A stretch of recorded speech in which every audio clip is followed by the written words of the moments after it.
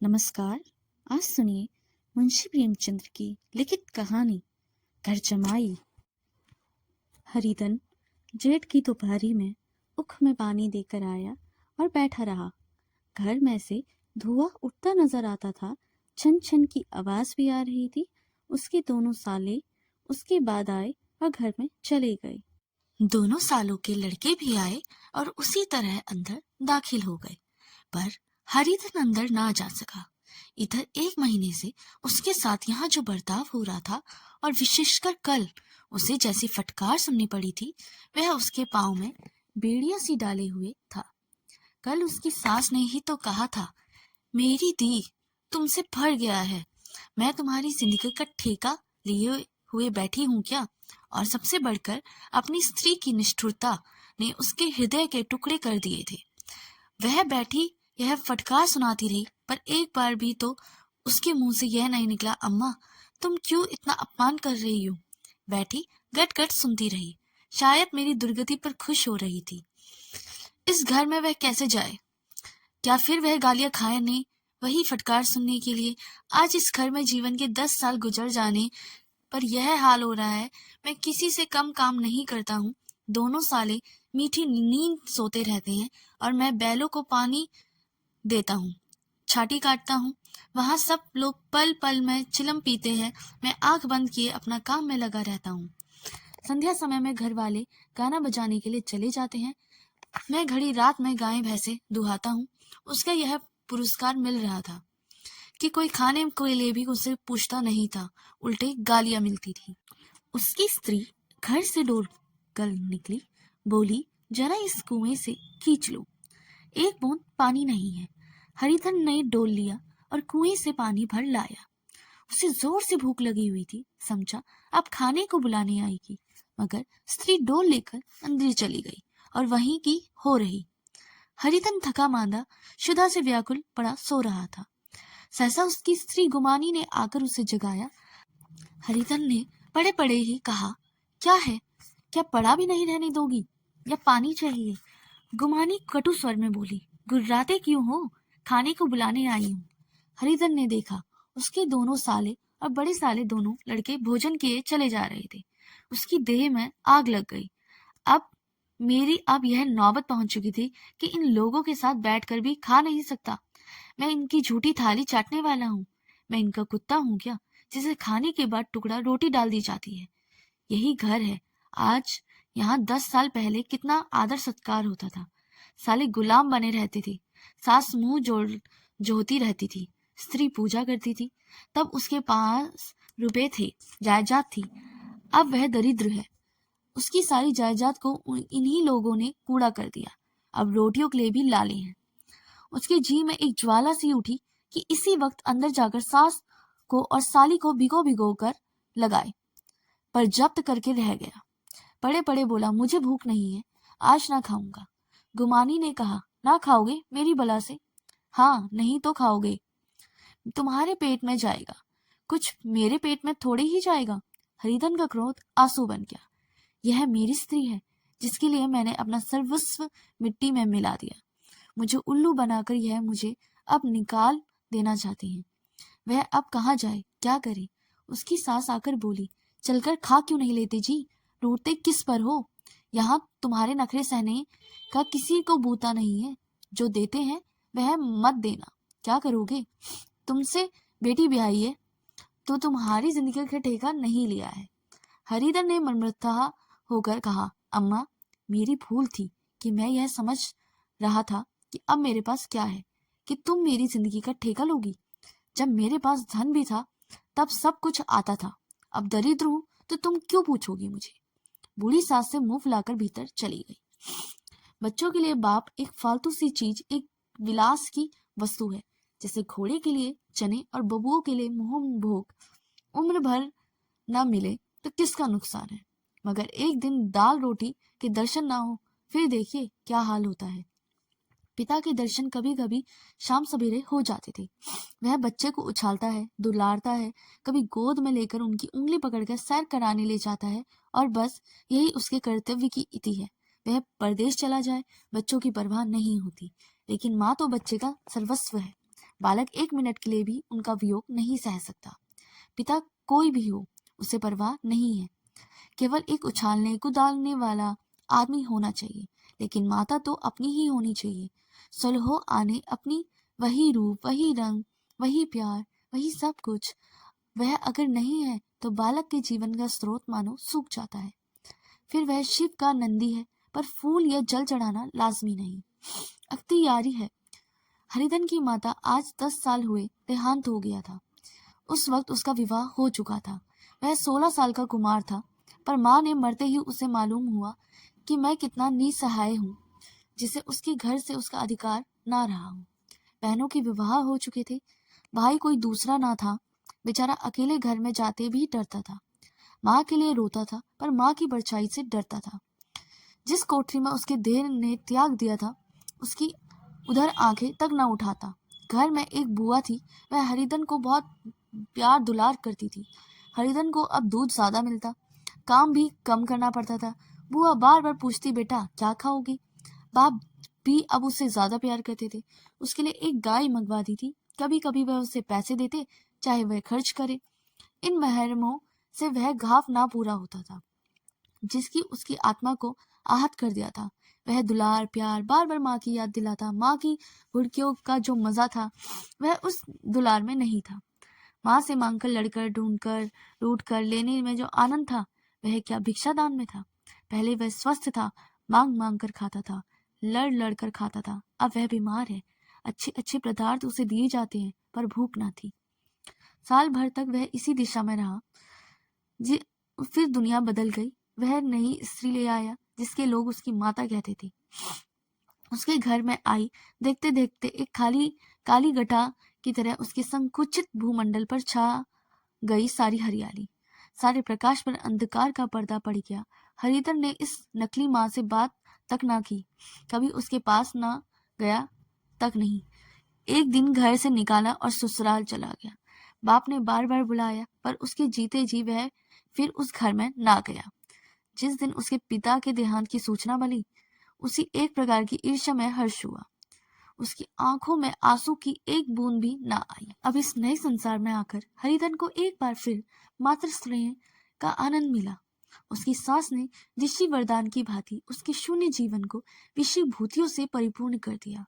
मरुभूमि में हरियाली उत्पन्न हो गई। सालियों के की चूल्हा में, सास के स्नेह में, सालों के वाक विलास में और स्त्री के प्रेम में उसके जीवन की सारी आकांक्षाओं को पूरा हो कर दिया। सास कहती, बेटा तुम इस घर को अपना ही घर समझो, तुम ही मेरी आंखों के तारे हो। वह अपने लड़कों की बहुओं की शिकायत करती, वह दिल में समझता था। सासू जी मुझे अपने बेटों से भी ज्यादा प्यार करती है। बाप के मरते मरते ही वह घर गया, अपने हिस्से की जायदाद को कूड़ा करके रुपए की थैली लिए फिर आ गया। अब उसका दुना आदर सत्कार होने लगा। उसने अपनी सारी संपत्ति सास के चरणों पर अर्पण करके अपने जीवन को सार्थक बना दिया। अब तक उसे कभी कभार घर की याद आ जाती थी, अब भूलकर भी उसको याद नहीं आती थी, मानो उसके जीवन का कोई भीषण काम था जिसे भूल जाना ही उसके लिए अच्छा था। वह सबसे पहले उठता, सबसे ज्यादा काम करता। उसका मनोयोग, उसका परिश्रम देखकर गांव के लोग दांतों उंगली दबाते रह जाते थे। उसके ससुर का भाग्य बगाड़ते, जिसे ऐसा दामाद मिल गया। ज्यों ज्यों दिन गुजारे गए, उसका मान सम्मान घटता गया। पहले देवता था, फिर घर का आदमी, फिर अंत में घर का दास हो गया। रोटियों में भी बाधा पड़ गई थी, अपमान होने लगा। अगर घर में लोग भूखे मरते और साथ ही उसे भी मरना पड़ता, तो उसे जरा भी शिकायत ना होती। लेकिन जब वह देखता कि लोग मूंछों पर ताव दे रहे हैं, केवल मैं ही दूध की मक्खी बना दिया गया हूँ, उसके अंतरस्थल में एक लंबी ठंडी आह निकल जाती थी। अभी उसकी उम्र कुछ 25 साल की ही तो थी। इतनी उम्र में इस घर में कैसे गुजरेगी? और और उसकी स्त्री भी उसकी आंखें फेर लेती थी। यह उस विपत्ति का सबसे कुदृश्य था। हरिधन तो उधर भूखा प्यासा चिंता दाह में जल रहा था। इधर घर में सास जी और दोनों सालों में बातें हो रही थी। गुमानी हा हा हमें मिलती जाती थी। बड़े साल में कहा, हम लोगों की बराबरी करते हैं। यह नहीं समझते कि किसी ने उनकी जिंदगी भर का बीड़ा थोड़ी ही लिया है। 10 साल हो गए हैं। इतने दिनों में क्या 2-3 हजार भी ना हट पे गए होंगे। छोटे साले ने कहा, मजूर हो तो आदमी घुड़ के भी डांटे भी। अब इनसे कोई क्या कहे, ना जाने इनसे कब पिंड छूटेगा भी या नहीं। अपने दिल में समझते होंगे कि मैंने 2,000 रुपये नहीं दिए हैं। यह नहीं समझते कि उनके 2,000 रुपये कब के कब उड़ चुके हैं। सेवा से तो 1 जून को चाहिए। सास गंभीर भाव से बोली, बड़ी भारी खोगराक है। गुमानी माता के सिर से जू न निकली। सुलगते हुए हृदय से बोली, निकम्मे आदमी को खाने के सिवा और काम ही क्या रहता है। बड़े खाने की कोई बात नहीं है, जिसको जितनी भूख हो वह उतना खाए, लेकिन कुछ पैदा करना चाहिए। यह नहीं समझते कि पहनुई में किसी दिन काटे हैं। छोटे मैं तो मैं एक दिन कह दूंगा, अब आप अपनी राह लीजिए और कर्जा नहीं खाया है। गुमानी घर वालों की ऐसी बातें सुनकर अपने पति से द्वेष करने लगी। अगर वह बाहर से 4 पैसे लाता तो इस घर में उसका कितना मान होता। वह भी रानी बनकर रहती। ना जाने क्यों कहीं बाहर जाकर कमाते उसकी नानी मरती। गुमानी की मनोवृत्ति अब तक बिल्कुल बालपन की थी। उसका अपना कोई घर नहीं था। उसी घर के हित अहित उसके लिए भी प्रधान था। वह अपनी उन्हीं शब्दों को विचार करता, इसी समस्या को उन्हीं आंखों से देखती जैसे उसके घरवाले देखते थे। सच तो है, 2,000 रुपये में क्या किसी को मोल ले लेंगे। 2,000 साल 2,000 रुपये ही होते हैं क्या। 200 ही तो साल भर के लिए हुए। क्या 2 आदमी साल भर में 200 भी ना खाए। फिर कपड़े लत्ते, दूध, घी सब कुछ तो है। 10 साल हो गए, एक पीतल का छल्ला नहीं बना। घर से निकलते तो जैसे इनके प्राण निकल जाते। जानते हैं, जैसे पहले पूजा होती थी वैसे जन्म भर होती रहेगी। यह नहीं सोचते कि पहले की बात थी, कोई और बात थी। बहू हुई भी पहले ससुराल जाती है, उसका कितना मातम होता है। उसकी डोली से उतरते ही बाजे बजते हैं। गांव मोहल्ले की औरतें उसका मुंह देखने आती हैं, रुपए देती हैं। महीने उसे घर भर से अच्छा खाने को मिलता है, अच्छा पहनने को मिलता है। कोई काम नहीं लिया जाता। 6 महीने बाद उसकी बात भी कोई नहीं पूछता। वह घर की नौकरानी बन जाती है। उनके घर में मेरी तो वही गति होती। फिर काहे को रोना। जो यह कहो कि मैं कम काम करता हूँ, वह तुम्हारी भूल है, मजूर है और बात है। उसे आदमी डांटता भी है, मारता भी है, जब चाहता है रखता है, जब जी चाहता है निकाल देता है, कसकर काम लेता है। यह नहीं कि जब जी में आया कुछ काम किया, जब जी में आया पकड़कर सो रहे। हरिधन भी पड़ा अंदर ही अंदर सुलग रहा था कि दोनों साले बाहर आए और बड़े साहब बोले, भैया उठो, तीसरा पहर ढल गया है, कब तक सोते रहोगे, सारा खेत पड़ा है। हरिधन झट से उठा और तीव्र स्वर में बोला, क्या तुम लोगों मैं मुझे उल्लू समझ लिया है। दोनों साले हक्के बक्के हो गए। जिस आदमी ने कभी जबान नहीं खोली, हमेशा गुलामों की तरह हाथ बांधे हाजिर रहा, वह आज एकाएक इतना अभिमानी हो गया था। यह उनको चौंका देने के लिए काफी था। कुछ जवाब न सूझा। हरिधन ने देखा इन दोनों के कदम उखड़ गए हैं, तो एक धक्का और देने की प्रबल इच्छा को ना रोक सका। उसी ढंग से बोला, मेरी भी आंखें हैं, अंधा नहीं हूं ना बहरा हूं। छाती फाड़कर काम करूं, उस पर भी कुत्ता समझा जाऊं। ऐसे गधे कहीं और होंगे। अब बड़े साले भी गर्म पड़े। तुम्हें किसी ने यहाँ बांधा तो नहीं रखा है ना। आपकी हरिधन लाजवाब हुआ। उसको कोई बात ना सूझी। बड़े ने फिर उसी ढंग से कहा, अगर तुम यह चाहो कि जन्म भर पाहुने बने रहो तो तुम्हारा वैसे ही आदर सत्कार हो जैसे पहले होता था, हमारे बस की बात नहीं है। हरिधन ने आंखें निकालकर कहा, क्या मैं तुम लोगों से कोई काम करवाता हूँ। यह कौन कहता है। हरिधन, तो तुम्हारे घर की यह नीति है कि जो सबसे ज्यादा काम करे वही भूखा मारा जाए। बड़े, तुम खुद खाने नहीं गए, क्या तुम्हें कोई तुम्हारे मुंह में कौर डाल देता। हरिधन ने होठ चबाकर कहा, मैं खुद खाने नहीं गया। कहते हैं तुम्हें लाज नहीं आती। नहीं आई थी बहन तुम्हें बुलाने।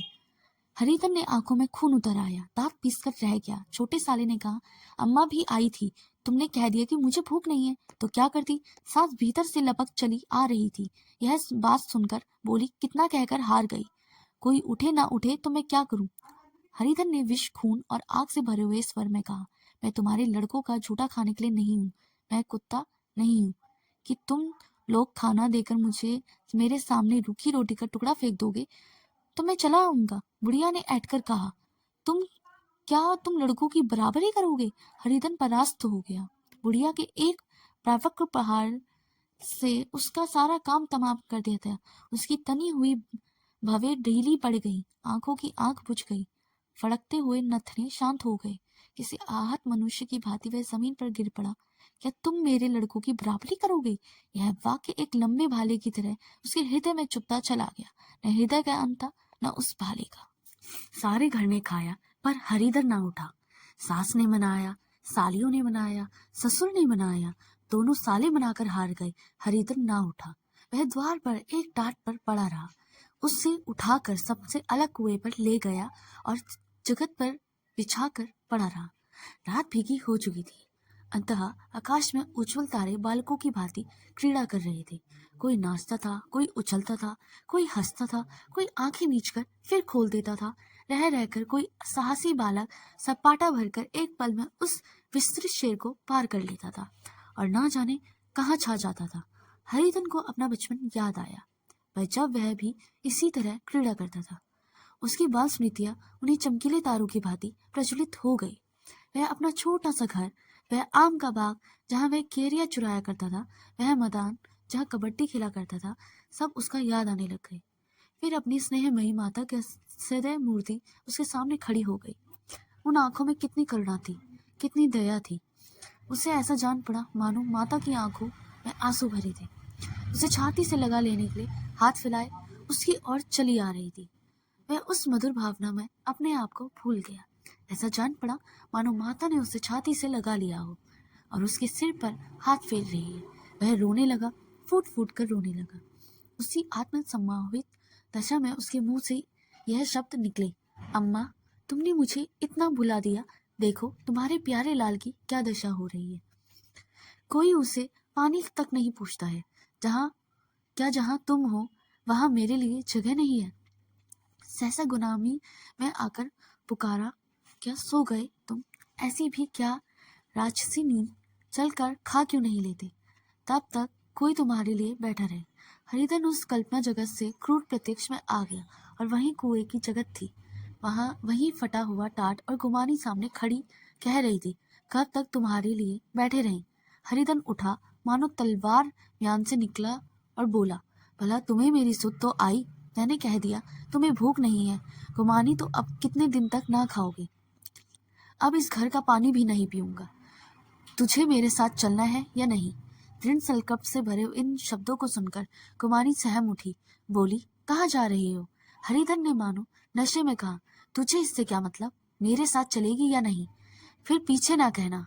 मुझसे कहा नहीं। कुमारी आपत्ति के भाव से बोली, तुम बताते क्यों नहीं हो कहाँ जा रही हो?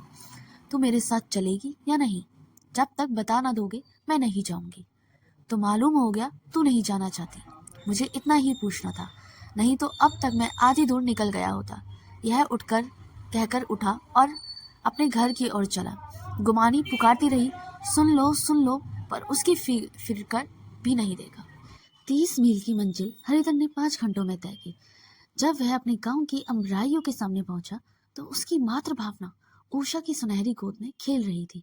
उन वृक्षों को देखकर उसका हृदय नाचने लगा। मंदिर का सुनहरा सा कलश देखकर वह उसकी तरफ दौड़ा, मानो एक छलांग में उसके ऊपर जा पहुंचे। वह वेग में दौड़ा जा रहा था, मानो उसकी माता गोद फैलाए उसे बुला रही हो। जब वह आमों के बाग में पहुंचा, जहाँ डालियों पर बैठकर वह हाथी की सवारी का आनंद पाता था, जहाँ के कच्चे बेरों और लिसोड़ों में एक स्वर्गीय स्वाद था, वहां वह बैठ गया और भूमि पर सिर झुकाकर रोने लगा, मानो अपनी माता को अपनी विपत्ति कथा सुना रहा हो। वहां की वायु में, वहां के प्रकाश में, मानो उसको विराट रूपिणी माता व्याप्त हो रही थी। वहां की अगुल अंगुल भूमि माता के पद चिन्हों से पवित्र थी। माता के स्नेह में डूबे हुए शब्द अभी तक मानो आकाश में गूंज रहे थे। इस वायु और उसके आकाश में ना जाने कौन सी संजीवनी थी जिसने उसकी शोकत हृदय को बाल उत्साह से भर दिया था। वह एक पेड़ पर चढ़ गया और उधर से आम तोड़कर खाने लगा। सास के वह कठोर शब्द, स्त्री का वह निष्ठुर आघात, वह सारा अपमान उसे भूल गया। उसके पांव फूल से गए, तलवों में चलन हो रही थी और इस आनंद में उसे किसी बात का ध्यान न रहा। सहसा रखवाले ने पुकारा, वह कौन ऊपर चढ़ा है रे? उतर अभी, नहीं तो ऐसा पत्थर खींचकर मारूंगा कि वहीं पैर ठंडे हो जाएंगे। उसकी गालियां भी दे दी। उसे फटकार कर इन गालियों में इस समय हरिधन को अलौकिक आनंद मिल रहा था। वह डालियों में छुप गया, कहीं आम काट कर नीचे गिराए और जोर से ठंडा ठाटा मारकर हंसने लगा। ऐसी उल्लास से भरी हुई हंसी उसे बहुत दिन से न हंसी थी। रखवाले को यह हंसी परिचित मालूम हुई, मगर हरिधन यहाँ कहाँ, वह ससुराल की रोटियां तोड़ रहा है। कैसा हंसोड़ा था, कितना चिलबिला, न जाने बेचारे का क्या हाल हुआ। पेड़ की डाल से तालाब में कूद पड़ता है। अब गांव में ऐसा कौन है, डांट कर बोला। वहां से बैठे बैठे हंसोगे तो आकर सारी हंसी निकाल दूंगा, नहीं तो सीधे उतर आओ। वह गालियां देते जा रहा था कि गुटली आकर उसके सिर पर लगी। सिर सहलाता हुआ बोला, यह कौन शैतान है, नहीं मानता, ठहर मैं आकर तेरी खबर लेता हूँ। उसने अपनी लकड़ी नीचे रख दी और बंदरों की तरह चटपट ऊपर चढ़ गया। देखा तो हरिधन बैठा मुस्कुरा रहा था। चकित होकर बोला, अरे हरिधन, तुम यहाँ कब आए? इस पेड़ पर कब से बैठे हो? दोनों बचपन की सखा वही गले मिले। यहाँ कब आए? चलो मेरे घर चलो। भले आदमी, क्या वहाँ आम भी मैसर न होते थे? हरिधन ने मुस्कुराकर कहा, मंगरू, इन आमों में जो स्वाद है वह कहीं के आमों में नहीं है। गाँव का क्या रंग ढंग था मंगरू, सब चैन चान है भैया। तुम्हारे जैसा नाता ही तोड़ लिया है। इस तरह कोई अपना गांव छोड़कर जाता है?